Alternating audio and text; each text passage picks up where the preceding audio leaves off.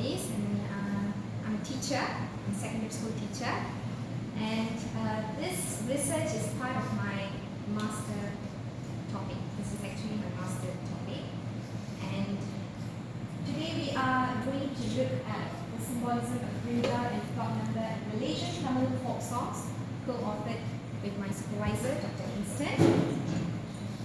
Okay, before looking into Malaysian Tamil folk songs, I just would like to highlight that we don't have much researches about Malaysian Tamil folk songs.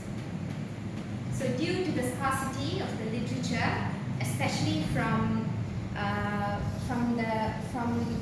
literature from the own people, okay.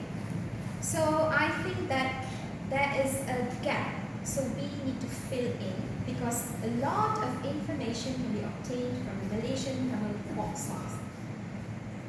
I feel that folk tradition is not to be seen by the eye. It is something to be here,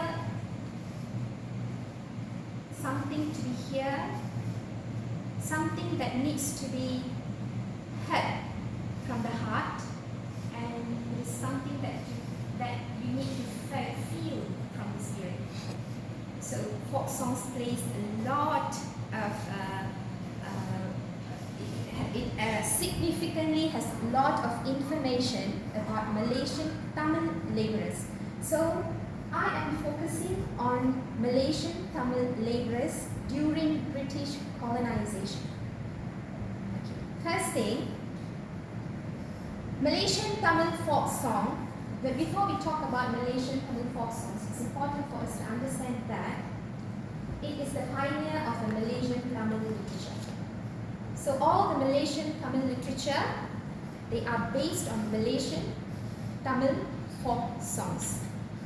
So far, we have managed to document only 531 documented Malaysian Tamil folk songs, which have been compiled into 3 books.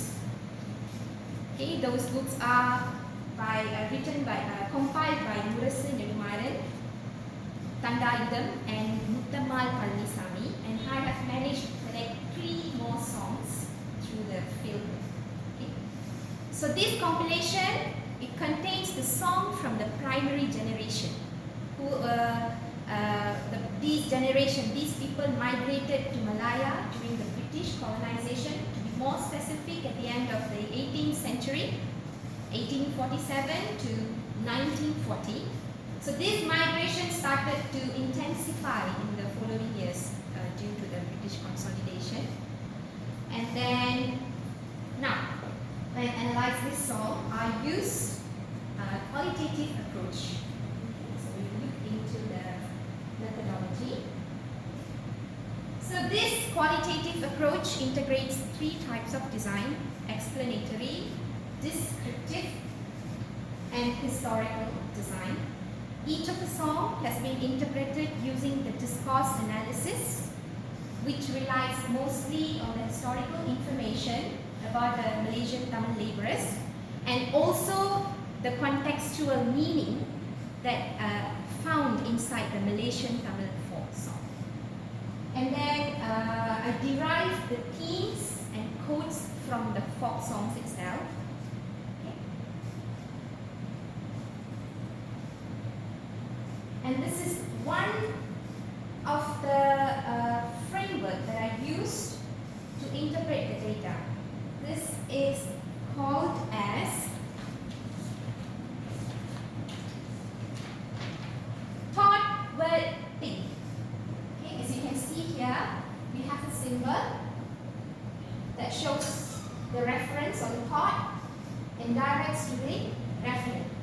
So this thought word thing triangle by C.K. Ogden and I.A. Richards. I used this to interpret the content of the Malaysian Tamil folk songs.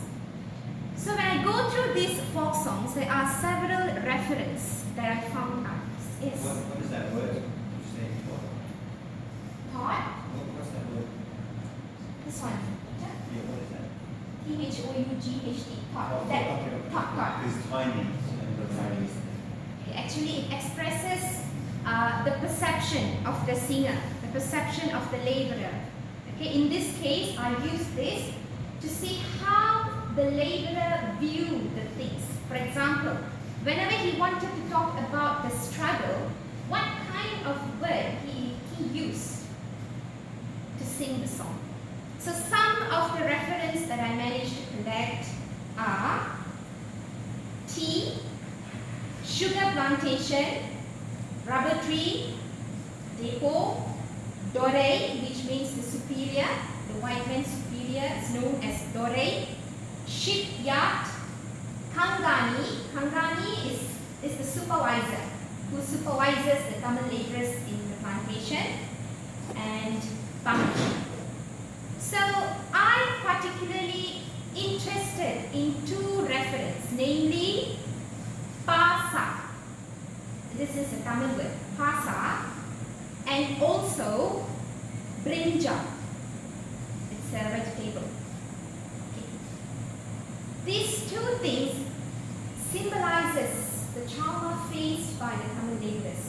So I will discuss in first I will discuss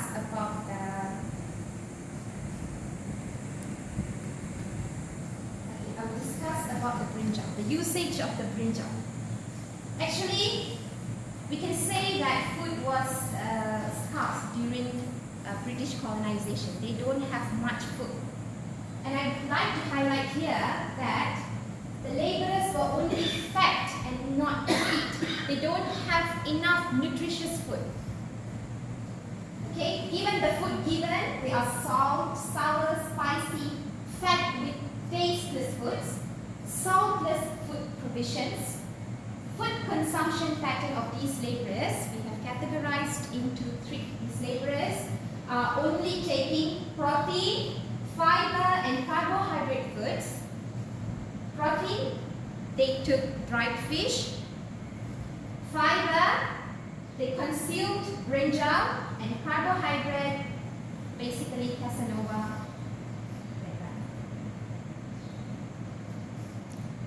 Tamils, they mostly relied on brinjal. The usage of the vegetable referred as katirika. In Tamil, we call that as katirika. It's one of the common food consumed by the laborers apart from murungai or moringa. Moringa means drumstick. Okay, during the colonization period. And I would like to show some of the songs. Some of the songs that talk about brinjal.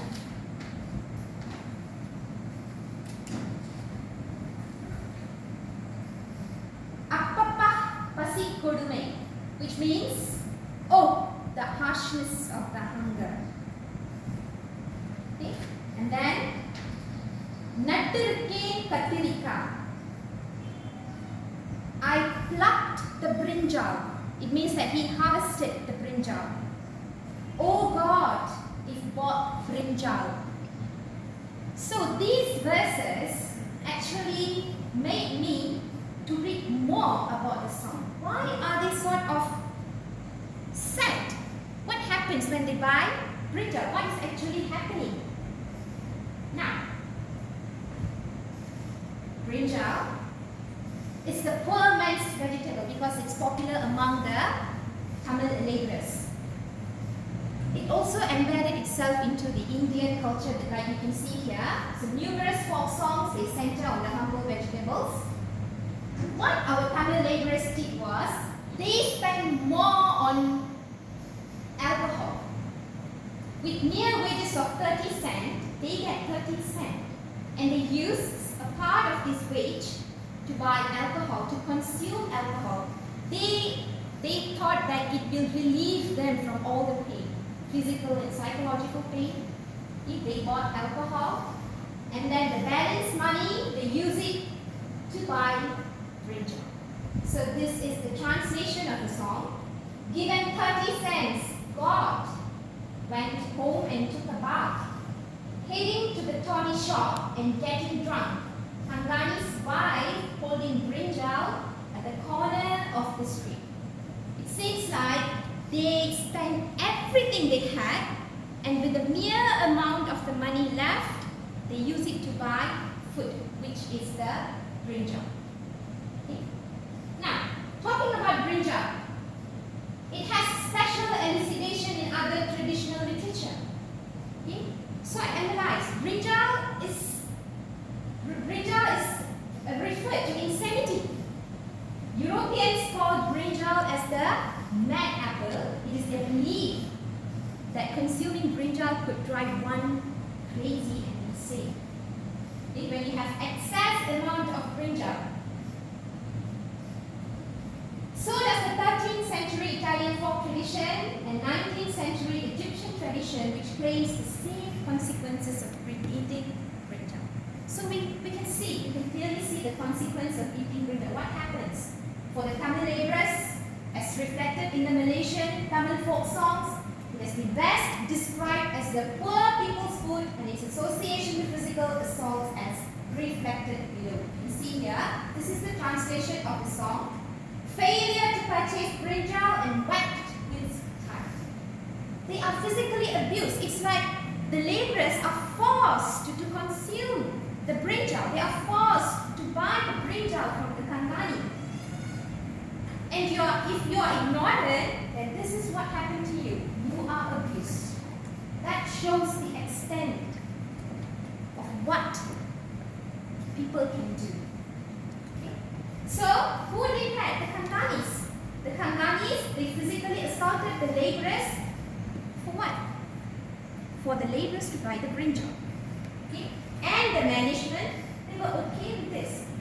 Because for them, everything, this kind of system actually made sure that the laborers are under the check. They were under the check, and so they are okay with that. It's okay as long as I have a smooth economical plantation, So I'm not against anything. If you want to beat them, if you want to physically abuse them, I'm okay with that. So this is what happened. Now, I'm going to talk about sexual abuse. Okay. Now, the sexual abuse is indicated by the plot number. Most of the song indicated this verse, patam number, which means that 10th plot. Patu means 10 in English. So patam number. Okay. So I was wondering, what is the association of this plot number and sexual assault? So it was concluded that when you are working in the rubber plantation, the first thing they did was a systematic gender division. Yes, the colonial system follows gender division. How? It will be allotted after the roll call. Okay, Tamil community, they work in an isolated environment. Based on the folk songs, laborers selectively given isolated plots, and this authenticates the study by Bubenechik, who stated British colonial practices controls females' self and sexuality. So, where do we always place these ladies? Men will always get isolated with the women. The plot determines their destiny. Women are basically focused on the frontier, isolated plantation. Normally, the plot assigned for the men are located at the valley. Pasa, Pasa is the Tamil word, okay, which indicates valley, a low area of the land. It is numbered as the 10th plot or Pattam number Pasa. So this is the folk song. I was shown to the 10th plot, the frontier low ground, which shows that the laborer is being positioned to an isolated area. Women, lima beans sold at the end of the 8th plot, the plot of dense jungle. The word here, Pachak Kadu, refers to dense jungle. So this made me to think, why is she there? Why she needs to sell the lima beans? That's because two purposes of placing a woman in an isolated frontier. First, sell the lima beans. And second, to entertain others for sexual purpose. Because lima beans is used as a snack for the toddy drinkers. They use that as a snack. So what happens at the 8th plot is, they have this toddy shop, they have this rubber tapper community made up from women laborers, they sell lima beans, and also sexual harassment happens there. Another one, I went to sell lima beans at the end of 8th plot. Now this one is a long version. Angamuthu Thangani and the clerk assigning interior plots for women like us. He showed me the 10th plot at the hill and the low ground. The 8th plot at the hill. Thangani quickly rushed and placed his hands on my blouse. I would like to mention here that Thangani, he is the supervisor. He supervises the community, the upper community. Now, another song, Thangani pulled my cloth. All these verses directly indicates the sexual harassment faced by the women laborers. Now, another song.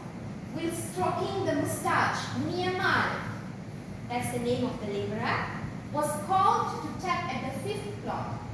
I was assigned to the 8th plot. Young girls are selectively picked for different roles. These are the words uttered by the woman laborer herself. There is no exaggeration. So from her perspective, this actually shows us that sexual harassment is the reason behind this isolation. Now, placement of the plot according to the age of women. So it reveals that younger girls, they are placed more focusing on interior plots. So it's the perfect surrounding favored by Thanganis and the delinquent European planters to take advantage of that. The vulnerable position remain because they are located in an isolated place. Now, so what I am trying to tell here is that I found the plot number, for the purpose of sexually harassing a woman laborer, and then the consumption of food, brinjal, it refers to a less nutrient intake, less nutrient consumption by the laborer, and also imposes the control during the British colonization, how they managed to control the Tamil laborers. So that's the finding of my research. Just would like to mention one more thing. We don't have much research on Malaysian Tamil folk songs, so I hope to reveal more from the Malaysian Tamil folk songs, because other researchers, they look more into the exterior environment, what happened to the Tamil laborers, but we don't have research that analyzes the internal complication, conflict within the community. So I think Malaysian Tamil folk songs has so much information. It could be served as historical documentation. So that's all for today. Thank you.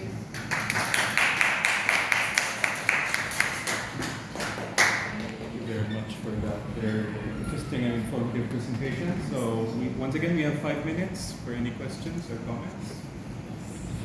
First of all, thank you very much for the analysis of those Malaysian Tamil folk songs. Now, it appears that the females did most of the compositions. Did they write most of the folk songs? Yes. Yes. Most of the folk songs sung by the female. And all based around control of their bodies and control. Why I'm asking that is that in my culture too, all the old ancient songs, a lot of the why we call them the sad songs were composed by ladies, composed by women, and again based on abuse. So thank you very much for sharing that and letting you know that that type of the origin of those type of folk songs is probably not just in Malaysia or Tamil, but in other cultures as well. Adding to your point just now, sir, we found that most of the songs are sung by the female laborers because they find the solution by singing. They let all the expression by Release. singing. Yes. While the men tappers, Drink beer at the toddy shop. I'm just interested in the cost that you mentioned, 30 cents. yes, Was that in the 1840s, 1850s? How much was 30 cents in context? 30 cents. What could you buy for 30 cents? They couldn't buy anything. Actually, 30 cents is not enough. So what they did, they borrowed money from the Kangari themselves. Because they know literally we cannot do anything. They only managed to buy toddy, araks, we call araks. They only managed to buy that, which is for 10 cents. So they were in debt. They were put in debt by borrowing money. So they owed the colonisers. They borrow from the colonized, yes. So what happens now is they are indebted, right? Yes. So what happens? The money will be collected from their next wage. Or there is also another way. The laborers are forced to buy the vegetable. It's a method of recollecting the debt. Thank you. I think we have room for one more question. And I can ask a question, no, there isn't a question. Sure, go ahead, Michael.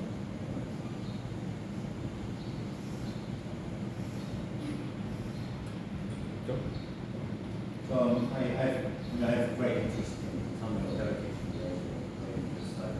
and including Malayalam heritage as well. So I have a question called just claim. What's the etymology of those things? I've heard different versions. I've heard different ideas. Claim? Sorry, so what is The the word question? claim.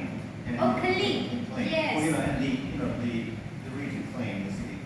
What's the etymology of the word claim? You mean K-L-A-N-G? Yeah. Or clang? Okay, what that word refers to? Where did that come from? I've heard different stories. Okay. One story that we know is the name of the place. That's where the Indians, we could tell that we have two places in Malaysia where the Indians the migration begins. First in Penang Depot, and the second one is in Klang, called that Klang Depot. That's where the Indians get down. But the The etymology, question is, where did that name come from?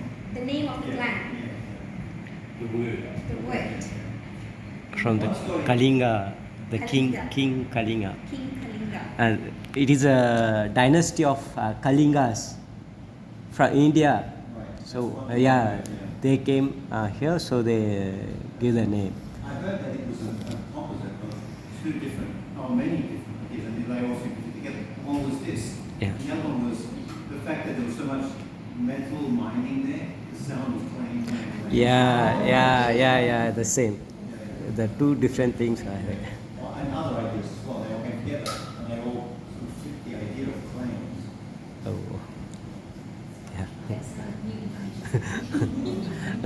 My Tamil friends in Malay. Yeah. So, okay, that's everything.